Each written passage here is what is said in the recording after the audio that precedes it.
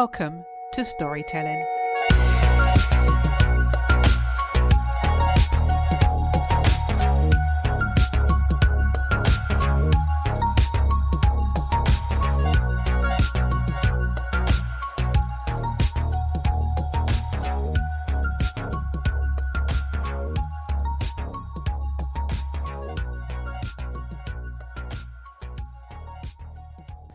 This week's guest takes us on an extraordinary journey through the world of sports, unveiling his remarkable story from his childhood love for football to the awe-inspiring realm of rowing. Despite being visually impaired, he not only discovered his love for rowing, but triumphed, winning the British Indoor Rowing Championships in his very first race. Notably, he shattered the world record, holding the title for an impressive 8 years. In this episode, he shares his insights on the technical nuances of sports, the resilience required to overcome challenges, and the essence of pushing boundaries. He also reveals his future plans, from conquering triathlons to exploring ventures like massage therapy and podcasting. Please welcome Aron O'Dowd. Hello, Aron, and welcome to the podcast. Debbie, thank you so much for the opportunity. Aron, how did your love for sports develop?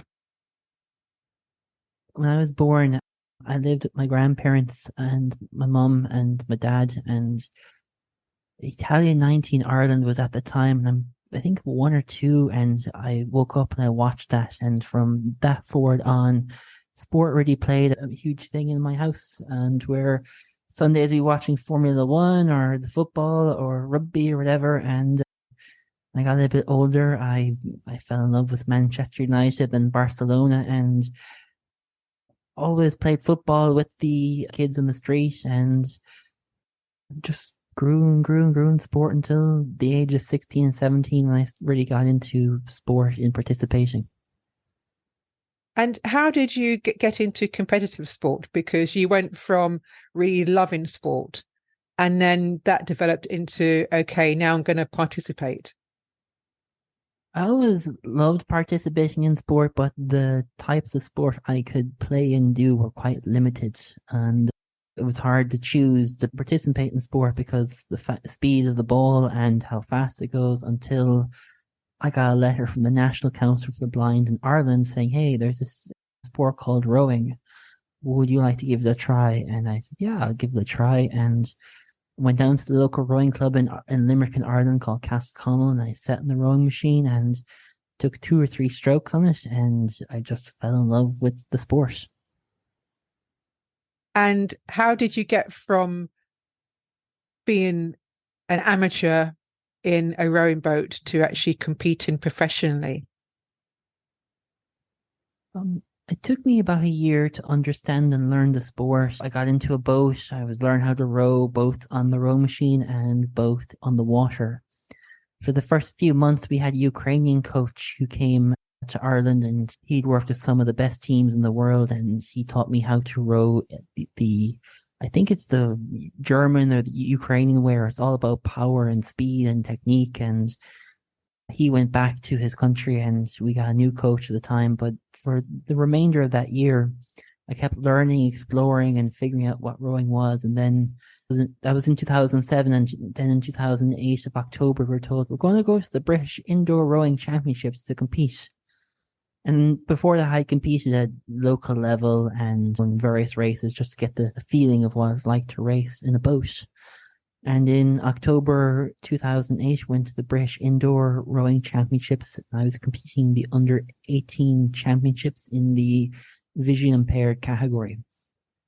And I won that race by, I think, 7 seconds. And then a week later, I found out that I broke the record for 1,000 meters in that event in the British Indoors by 32 seconds. That's absolutely amazing. What would you say that you learned about yourself during that whole process? I just learned the love of the sport. I was quite young and quite naive at the time. I thought I could just turn up and show and train, and I just enjoyed being on the water. But it took me a number of years to really understand and put processes of what you see in professional sport, which is sleep, nutrition, strength and conditioning, and other components. So I joined the sport in 2007, and probably in 2012, I was competing in races, but moving from junior to senior in the space of a couple of months takes some time. People think, oh yeah, it'll be fine. You can just race here and there. But at 18, 19, 20, you're racing against guys who are in their 40s, taller, stronger than you. I wasn't taught how to pace properly, so I'd be like the horse who'd bolt, and halfway through the race, I'd be dying. And so it was a number of mistakes I was making for that duration. But in 2012 to 2014, I started realizing, hey, I want to get serious about this. So what do I need to do? And then I studied massage and anatomy, physiology.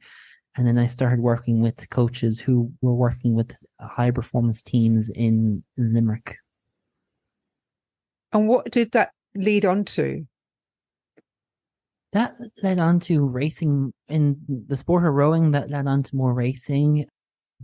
I understood that I needed to lose weight from 96 kilos to 82 kilos. I was racing in the heavyweight division. And in rowing, you've got two divisions. You've got the lightweight division, which is from 76 kilos down, and from 76 kilos up. So you could, in the heavyweight division, you could be racing against guys who's 110 kilos, 80 kilos, 90 kilos. So it's a mixed range of weight. And on the water, I could out sprint everybody in the men's single, but the men's single isn't a Paralympic event. It's the adaptive four, which is two male and female, both physically and visually impaired. But my technicalities and my specialties was with the sculling, which is two oars. But yeah, I could row with one oar, both right and left side. So I was kind of the soccer player who could play three different positions, but specialized in one position. And in 2017, I was at the peak of my physical position. I got dropped from the team. I lost my position in the boat, and I decided, okay, let's figure out how to do this. I went back into the coach I was working with in a hypoxia center, which is a altitude center, a room like you and I are sitting in right now, but there are machines above it that compress it to 14% oxygen and 9,000 feet. It's a normal room, but halfway through the session, you're feeling like it's hell.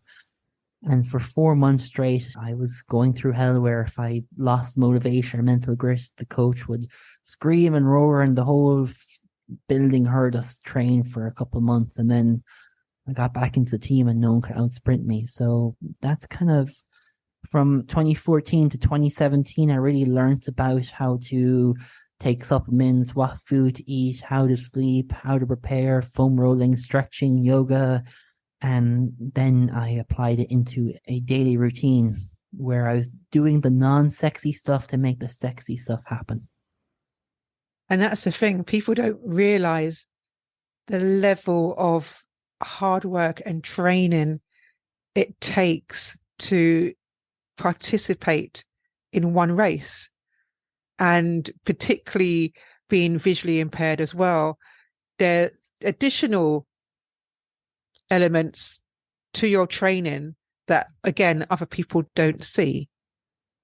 That is so true. But in rowing, is one, for me personally, I think it's one of the most hardest sports to do, because you're covering 2 kilometers of a race between 6 and 7 minutes.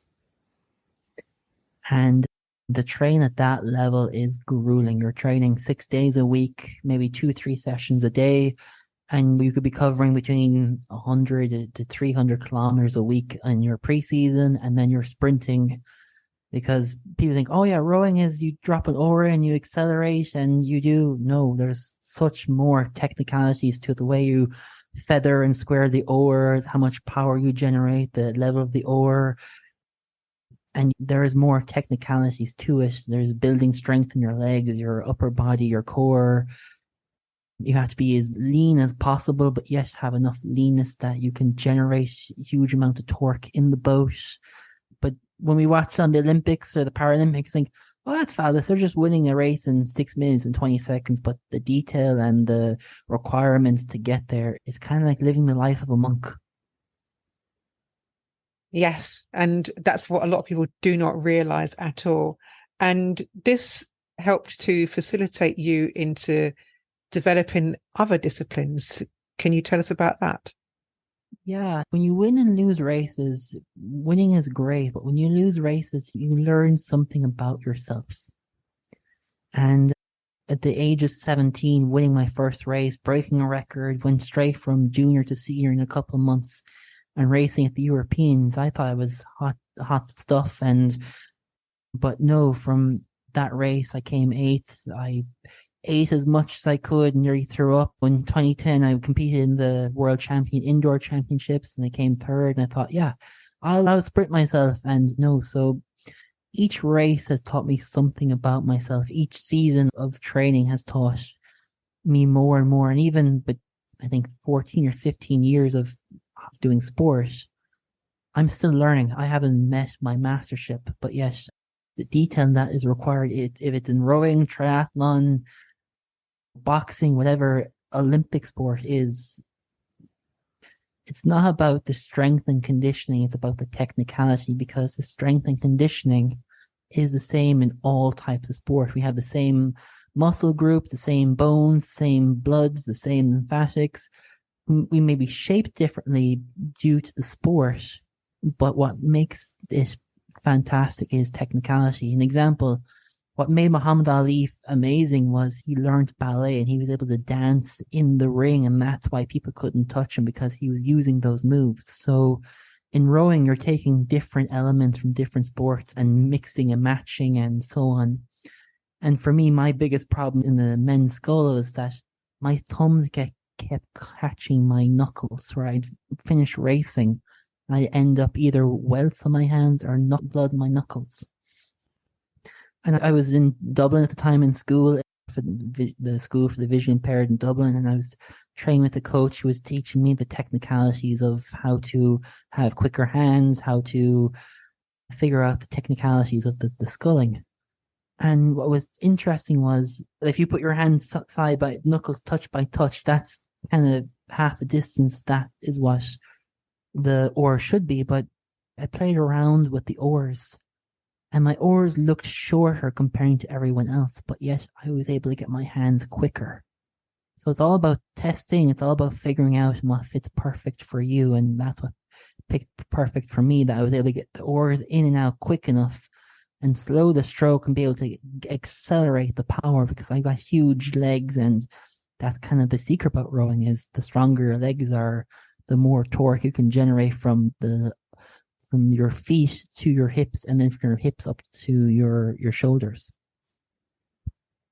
Aron, what has this taught you about life in terms of the sporting achievements, the level of training that you've had to do, the various disciplines that you've had to learn? What would you say is the main learning that you have discovered? Yeah. Oh my God, Debbie. We'll spend hours just talking about this one particular topic, but I think for me, it taught me many things. The obvious is the discipline, the showing up if I say I'm showing up, but it taught me that adaptability, pivoting, being prepared and structured, yes, but in a race you could be prepared to your eyeballs, but something could happen in the race, and it's about adapting.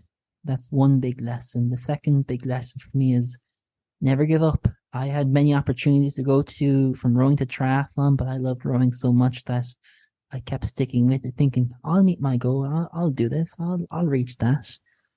But sometimes you gotta give what you love to do something else. And the other thing that sport really taught me was being able to be free, fast, explosive. But it's just understanding that deep down within me, that's what taught me how to go to those levels where my body is screaming at me, my head is screaming, stop, stop, stop. And I just go into this next space of flow. Flow is a word that we throw around in the world of meditation and sport, but flow is just really going into the essence of you and bringing that to the foreground. What is next for you, Aron? In the world of sport, I'm kind of in a space right now where I'm just enjoying my training. Do I want to race? Yeah. Am I an adrenaline junkie? Yeah. Do I want to keep racing? Definitely. but the universe and my journey has taken a direction that I didn't anticipate. I thought, yeah, I moved from rowing to triathlon. I'm going to compete in triathlon. I'm going to do the exact same thing in rowing, but the universe decided, nope, you've got a different direction. And that's kind of hard because in adaptive sport, finding guides is tricky. Yeah. What I mean by that is I need a guy to bike with me, swim with me, run with me, train with me. In rowing, it was different. I would have someone beside me, guide me in the men's single, or I'd be in a double or a pair or a quad or a four or an eight. So that's part of the challenge. But right now, it's me focusing about giving that message and building podcasting, business, massage, other avenues that I've been doing in the background. I think that's really amazing, and it's quite really interesting for other people to hear the type of dynamics that you've managed to achieve and the different levels of attainment and goals that you've set for yourself as well. And you've mentioned that in order to compete as a triathlete, you have to find a partner as well to actually do the race with you. How difficult is it to find someone? It is difficult. It's not difficult for running and biking. If everyone does know, you race on a tandem, you run with a guide beside you and a string or a rubber band, and you swim side by side with the string attached on your leg. And to race nationally or internationally, you have to have male and male and female and female. And the one thing I find is the swimming part, people are a bit nervous about guiding. Either you know them or they're happy to do it, or you just throw them into the deep end and they survive. But for me right now, I don't have a guide to race and I don't have a tandem to race. I did in Ireland for a period of time, but now I've moved to a different country and I don't have that luxury. So we'll see, you know. Aron, what is the one takeaway that you would like the audience to have by listening to this conversation? Regardless of what ability you have, you don't have a disability. In the world right now, we see so much negative news. We hear people say, I can't do this, I won't do this. There's always a but. But in fact, when we remove that but, incredible things happen. We all here on this planet are amazing. We're great. People ask me, Aron, you got amazing smell, the sense, you know, you can feel things that are past the invisible eye. But to be honest, we all have the same level of experiences. It's like, not experiences, but skills. Where we all are driving different cars. I drive a Ferrari, you drive a Lamborghini, someone else drives a Porsche, but yet they're all cars.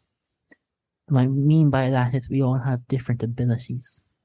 But yet we design this thing called society, and we feel in society, hey, he can't see, so why should he participate in society? But actually, in my world, I have the same ability as you or someone else, but it may require adapting to, you know, someone saying, hey, I need to see this, or I need to open up my phone and call someone across the world to show me beans or the washing machine. But yes, in my world, I see myself as having full vision, but that full vision is internal instead of external. And the point of that is that we all have unique skill sets. When I say unique skill sets, I call it superpower. Some people may be able to catch the language of people and change the coding of the brain. Some people may be able to see businesses and figure out what's wrong. Communication. There are many different superpowers we have, but yet the world says, no, you need to earn money, you need to do this, you need to do that, you need to da. But yet when we go into the forest of ourselves, we have that unique superpower. Aron, thank you so much for sharing your special gifts and your superpowers with us. And thank you so much for being a guest on this podcast. Thank you, Debbie. It's been a blast. If you would like further information about Aron, then please follow the links in the show notes.